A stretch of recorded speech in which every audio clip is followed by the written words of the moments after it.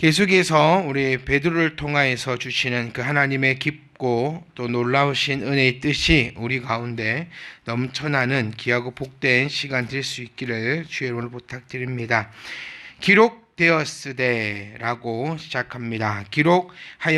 기록되었으되라고 있는 우리 헬라어 원문을 한번 찾아보면 신약에서 대부분 구약 성경을 인용할 때 사용되는 전형적인 표현입니다. 베드로가 인용한 본문은 레위기에 기록된 말씀입니다. 구약 시대에 하나님의 백성들이 거룩하게 살도록 요청받은 말씀이죠. 그러니까 내가 거룩하니 너희도 거룩할지어다 라고, 그러니까 앞 16절 앞절을 보시면 기록되었으되라고 표현되고 있습니다. 그러니까 지금 성경을 받는 사람들, 그러니까 베드로 전서의 이 수신자들은 거의 다 유대인들입니다. 그렇죠? 베드로의 사역이 유대인에 한정되어 있었다라고 표현하는 것이 어쩌면 더 정확한 표현일 수도 있어요. 그러니까 베드로를 놓고 많은 이런 베드로만큼 많은 이런 이야기라든지 또 이게 맞다 저게 맞다 또 이렇게 파가 나뉘고 그런 사람도 참 드물다라고 그렇게 표현할 수 있는데, 베드로의 그런 사역의 범위는 우리는 유대인으로 한정되었다 이렇게 저는 표현하고 싶습니다. 그래서 베드로 전후서 또한 그러니까 그 사람의 가치관이라는 게 있잖아요. 그래서 글을 쓸 때는 거의 유대인을 향한 유대인 중심적인 그런 가치관을 가지고 갑니다.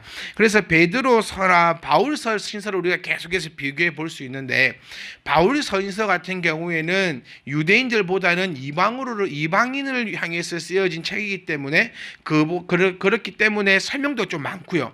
베드로 전서, 베드로 후서 같은 경우에는 유대인을 향하여 쓰여진 책기 때문에 좀 설명이 좀 적은 것도 그 이유에 있습니다. 분명히 알고 있는 것을 또 이야기할 필요는 없다라는 거죠. 그러니까 이제 이것을 한번 얘기해 보면, 바울 서신서에 만약 16절이 기록된다면 바울 같은 경우에는 어느 성경에서 어떻게 기록되었으며 그의 뜻이 무엇인가에 대해서 쭉 자세하게 나열한다는 거예요.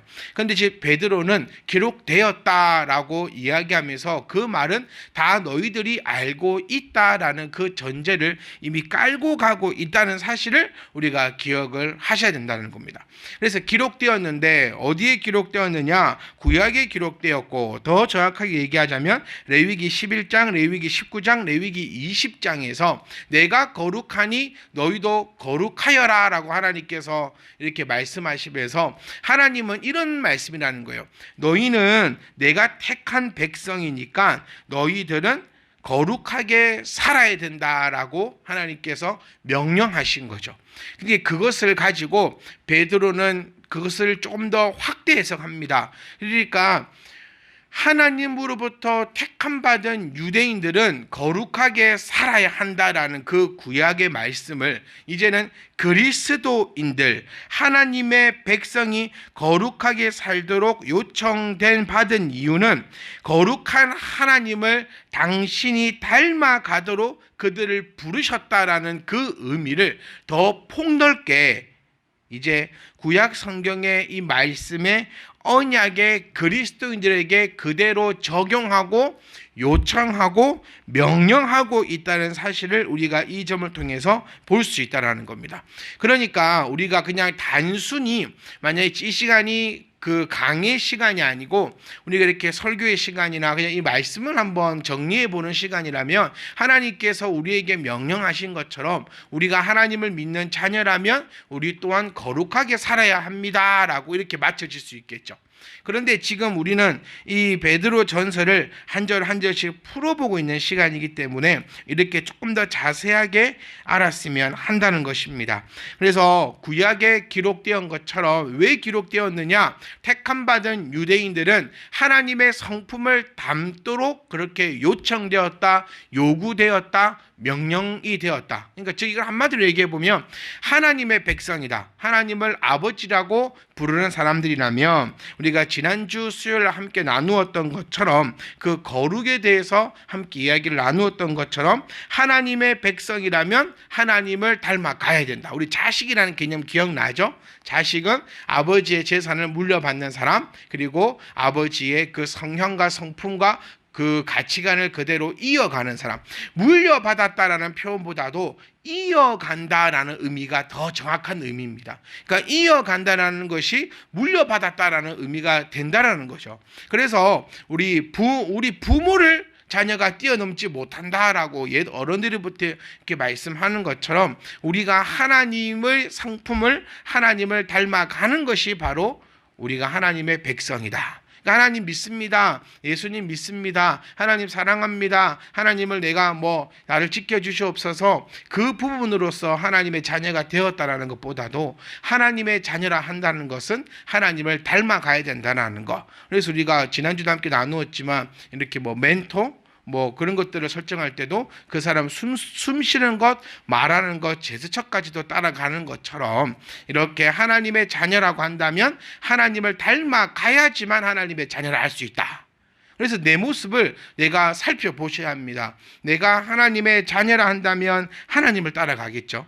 그런데 하나님의 자녀가 아니라면 하나님을 안 따라가겠죠. 그래서 성경은 딱 나누어 줍니다. 공중 권세 잡은 자와 하나님의 하나님. 그래서 하나님의 자녀와 공중 권세 잡은 자의 자녀, 즉 마귀의 자녀.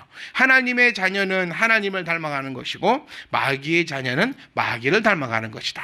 그러면 하나님은 어떤 분이신가? 오늘 말씀에 나타난 것처럼 하나님은 거룩하신 분이다. 그래서 우리 또한 어떻게 나아가야 된다? 거룩하게 나아가야 된다. 그래서 16절에 기록하셨던 하나님의 이 말씀은 우리에게 간곡하게 요청하고 부탁하고 명령하고 그런 여러 가지 복합적인 의미를 담고 있는 구절이 바로 이 16절 그리고 레위기 11장의 그 말씀으로 이어질 수 있다라는 것을 우리가 기억하셔야 됩니다. 그래서 스스로 속이면 안 된다라는 거죠. 그러니까 내 상황, 내 형편, 나의 모든 것은 하나님께서 정확하게 알고 계신다라는 것을 우리가 기억하면서 우리는 하나님을 닮아가야 하는데 하나님은 어떤 분이신가? 하나님은 거룩하신 분이다. 이 부분입니다. 그래서 나는 하나님을 닮아가고 싶다. 하나님 예수 닮기를, 예수 보기를 찬양하는 것처럼 하나님을 닮고 싶은데 그 하나님을 닮아가는 모습이 무엇이냐? 하나님은 누구시냐? 바로 거룩하시다. 거룩이 뭐라 했죠? 거룩은 구별되었다라는 뜻이 됩니다. 그러니까 구별되었다. 그러니까 내가 구별되었으니 너희도 구별되어라 라는 그 말씀입니다.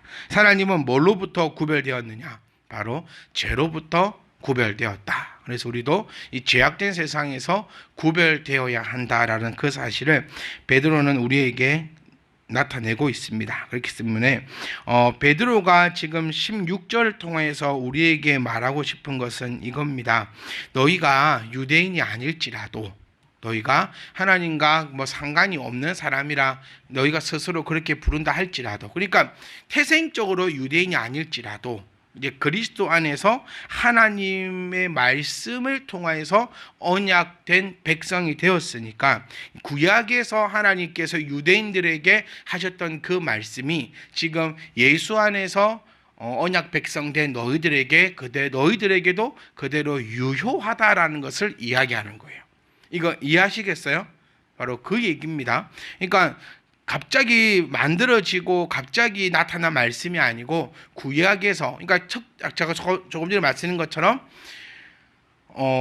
참 유대인적이다라고 들었던 것처럼 유대인들처럼 너희들도 하나님 앞에 언약 백성이 되었으니까 이제 유대인들에게 하나님이 말씀하시고 그들에게 속해 있는 것처럼 너희들도 거룩해야 된다라고 그렇게 우리에게 말씀해 주고 있습니다. 그리스도인들이 비록 복음 안에 산다 할지라도 율법과 무관하지 않다. 오히려 율법을 완성한 사랑의 원리를 따라서 윤리적 삶을 영위해야 한다는 것을 이 말씀을 통해서 우리에게 알려주고 있습니다. 17절 말씀입니다. 17절에 외모로 보시지 않고 각 사람의 행위대로 심판하시느니. 자, 외모로 보시지 않는다라는 것은 우리가 한번 살펴보면 얼굴을 보다를 의미하는 히브리어에서 나온 그런 말입니다. 그러니까 이것을 우리가 좀 정확한 의미로 한번 이걸 파악을 한번 해보면 얼굴을 본다라는 그 의미가 편견에 사로잡혀서 불공평하게 대하지 않는다라는 것을 의미합니다. 다시 해보면 외모로 보시지 않는다, 이 말씀은 네 생긴 걸로 보지 않는다라고도 우리가 해석을 해볼 수 있지만, 더 정확한 의미는 하나님은 우리를 바라볼 때에 편견에 사로잡혀서 불공평하게 대하지 않는다라는 거죠. 그러니까 지금 우리 이 시대, 그리고 어쩌면 지금의 시대도 있을 수 있는데 참 많은 편견 가운데 살아가고 있거든요. 뭐 우리 이런 말이 있죠. 예쁜 여자는 항상 착하다. 막 그런 편견들.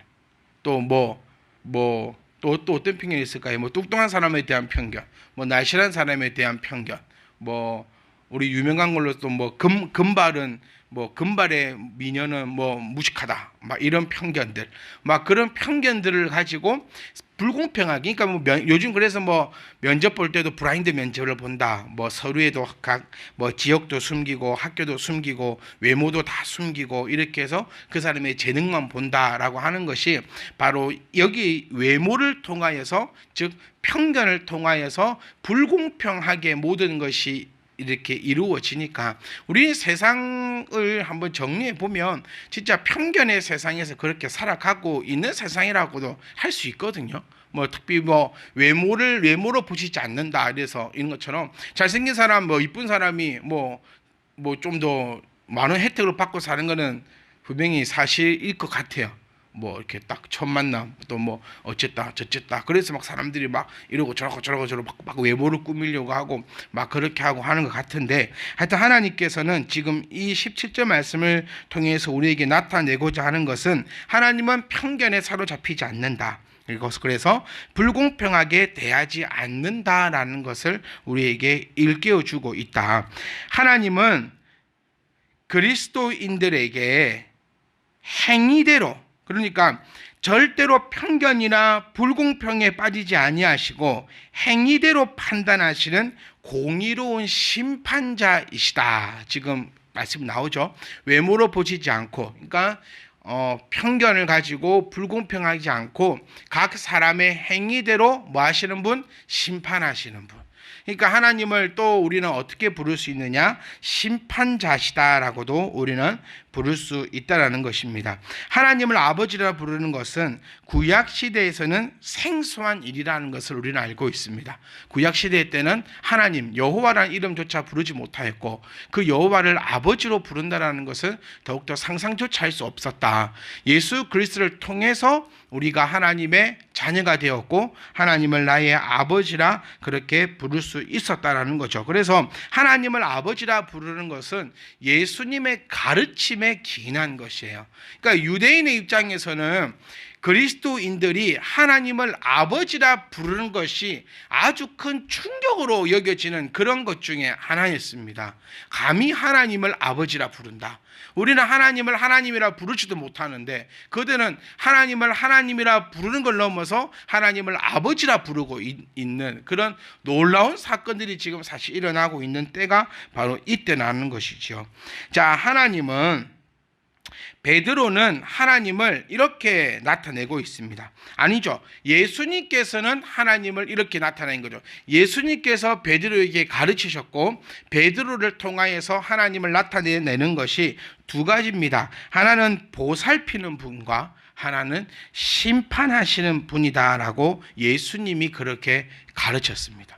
그래서 항상 하나님을 대할 때는 우리는 양날의 검, 을 기억하셔야 돼요. 한없이 그냥 뭐 보살피시고 한없이 사랑이 넘치시는 분으로만 생각해서는 안 되고, 또 한없이 심판하시고 벌을 주시고 저주하시는 분이다라고 그렇게 생각해서도 안 된다는 것입니다. 그래서 하나님은 오늘 17절에서 말씀하시는 것처럼 편견을 가지고 불공평하게 대하시는 것이 아니라 각 사람이 하는 그 행위대로 심판을 하시는데, 심판한다라는 의미는 크게 두 가지로 나누어 볼 수 있습니다. 세상의 심판은 죄가 있냐 죄가 없냐, 그래서 죄가 있으면 벌을 받는 것이 심판대가 되지만, 하나님의 심판대는 의로운 자에게는 하나님께서 복을 주시고 악한 자에게는 하나님이 벌을 주신다라는 것이 하나님의 그 심판대라는 사실을 우리가 기억을 하셔야 합니다. 그래서 베드로는 예수님께서 우리에게 가르치신 대로 하나님은 보살피는 분과 하나님은 심판하시는 분인 것, 그러한 이해 속에서 하나님을 아버지라고 부름으로 그리스도를 통해서 하나님께서 그리스도인의 아버지가 되셔서 그리스도인들을 보살피실 뿐 아니라 공의로 판단하시는 분임을 강조하여 위로하고 권면하고 있다는 사실을 우리가 기억하셔야 됩니다. 그러니까 지금 17절을 받을 때 우리의 마음도 두 가지의 마음이 내 마음속에 들어있어야 되는 거예요. 하나는 내가 내 행위가 하나님 보시기에 아름다웠다면 나는 기대하는 거죠. 하나님께서 나에게 어떠한 복을 주실까라는 것을 기대하는 것이고, 만약 내 행위가 하나님 보시기에 악했다라고 한다면 이제 우리는 두려워한다는 거예요. 그러니까 심판이란 말은 참 무서운 겁니다. 심판이 있기 전에 우리가 해결해야 된다는 거죠. 심판이 있고 나면 이제 끝나는 거예요. 심판받고 나서 내가 잘못했습니다, 어쨌게 했습니다, 이렇게 했습니다 해봤자 소용이 없다는 거예요. 그래서 심판대 앞에 서기 전에 우리는 회개해야 합니다. 그러니까 심판대 앞에 서가지고 회개하는 것이 아니라 심판대 앞에 오기 전에 나에게 것을 해결을 해야 된다는 거예요. 심판대 앞에 서가지고 암만 잘못했어요라고 해도 소용없는 것이고, 심판이 내려지고 난 다음에 내가 잘못을 했고 뭐 어쨌고 그런 거 해봤자 아무런 소용이 없다라는 거예요. 그러니까 지금 베드로는 예수님의 말씀을 인용하면서 하나님을 대할 때에 하나님은 심판하는 하나님이시니 그 하나님 앞에 설 때에 우리는 내 행위대로 심판받을 것이니 우리의 행위가 지금 아름답게 가고 있다면 더욱더 힘차게 아름답게 가라는 것, 그리고 우리 행위가 지금 악하게 있다면 심판대 앞에 서기 전에 우리의 그 악한 것을 해결하라라고 지금 우리에게 나타내고 있다는 사실을 우리는 이 성경을 통해서 볼 수 있습니다. 그리고 너희가 나그네로 있을 때를 두려움으로 지내라. 나그네로 있을 때가 언제지요? 나그네는 누구를 나그네로 합니까? 집을 떠나서 어디를 뭐 돌아다니는 사람. 그러니까 여행자를 또 나그네다라고 이렇게도 부르기도 하거든요. 그러니까 너희가 나그네로 있을 때, 그러니까 지금 우리는 지금 나그네냐 나그네가 아니냐라고 했을 때 우리는 지금 나그네라는 거죠. 이 세상을 나의 집이라고 여긴다면 우리는 나그네의 삶이 아닙니다. 그런데 우리가 바라고 소망하고 기다리는 것처럼 하나님의 나라가 나의 집이다라고 생각하고 있다면 우리의 지금의 삶은 나그네의 삶이다라고 지금 성경은 이 얘기를 하고 있다라는 거예요. 그러니까 늘 우리가 자주 들었던 얘기지만 그리스도인은 천국 시민이기 때문에 그들에게 이 세상은 영원한 삶을 영위하기 이전에 잠시 거쳐 지나가는 삶에 불과한 것이다. 이거는 엄청 유명한 사람이 했던 겁니다. 네, 어떤 우리 한국에 있는 목사님이 이런 말 한 게 아니라 오래 전에 엄청 외국에 있는 아주 유명한 신학자가 한 말이에요. 뭐라고 했죠? 천국의 백성들은, 그렇죠. 우리는 천국 시민이기 때문에 우리의 지금 이 삶은 나그네의 삶이다. 그 나그네의 삶은 어떤 삶일까요? 그 나그네의 삶에 우리가 모든 걸 다 쏟아부을 필요는 있을까라는 그런 생각을 해봅니다. 나그네의 삶. 그러니까 내 삶이 나그네냐, 내 삶이 지금 집주인처럼 행사하고 있느냐, 천국이 나의 본향이라고 믿고 계신 분은 이 나그네의 삶에 대해서 그렇게 뭐 여러 가지 의미를 두지 않을 겁니다. 여행을 갔어요. 아무리 좋은 호텔에 하룻밤, 이틀밤, 4일밤 자든 뭔 상관입니까? 내 집이 아닌데. 여행을 갔어요. 뭐 초란 집에 자도 뭔 상관입니까? 내가 오늘 밤만 있다가 이제 나는 곧 떠날 건데. 그런 의미가 되는 거예요. 그러니 여기서 나타내고 있는 것은 우리가 지금 나그네로 있는데 이때를 우리가 조금 하나님을 향한 그 두려움으로, 나그네와 같은 삶을 살아가는 그리스도인들은 영원히 거할 것처럼 안일하게 살아가는 것이 아니라 하나님을 경외하는 자세로 하나님이 원하는 악에서 떠난 거룩한 삶을 영위해야 한다라는 것을 우리가 기억을 해야 한다는 겁니다. 그러니까 성경은 우리에게 얘기합니다. 너희는 지금 나그네다. 나그네이니 이 나그네의 이 삶이 영원할 것처럼 안이하게 지내지 말고 나그네의 삶임을 기억하면서 저 천국을 바라보며 우리가 나아갈 때에 우리의 이 삶이 늘 감사만이 넘칠 줄 믿습니다. 그러니까 우리는 나그네 삶이기 때문에 괜찮아요. 이래도 괜찮고 저래도 괜찮고 좀 못해도 괜찮고 좀 잘해도 괜찮고, 우리의 이 삶이, 부탁드리는 것은 이 삶이, 이 땅의 삶이 전부가 아니다라는 사실을 정확하게 알고, 또 이 땅의 삶이 전부가 아니다라는 것을 알고만 있는 것이 아니라 그냥 그것을 우리가 좀 실천에 옮길 수 있었으면 좋겠어요. 오늘도 우리는 무엇 때문에 울었으며 오늘도 우리는 무엇 때문에 웃었습니까? 나그네 삶임을 기억하면서 이 땅에 막 여러 가지 막 이런 것 저런 거, 그러니까 저는 이렇게 표현하고 싶어요. 내 몸을 위해서, 내 자식을 위해서, 내 가정을 위해서, 내 삶을 위해서 애쓰는 거 10분의 1만이라도 내 영혼을 위해서 애쓴다면 우리의 삶은, 우리의 영혼은, 우리의 범사는 더욱더 잘 되고 복이 될 줄 믿습니다. 기도하겠습니다.